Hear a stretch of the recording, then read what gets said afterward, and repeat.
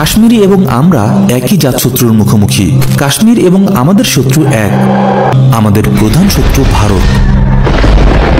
এবার আমরা আপনাদের সামনে নিয়ে আসতে যাচ্ছি সেই একই শত্রু ভারতের কাশ্মীরে সংগঠিত নিষ্ঠুর এবং পাশবিক অধ্যায়গুলো। শুরু হতে যাচ্ছে রিয়েলিটি চেক বিডির নতুন সিরিজ কাশ্মীরের কান্না।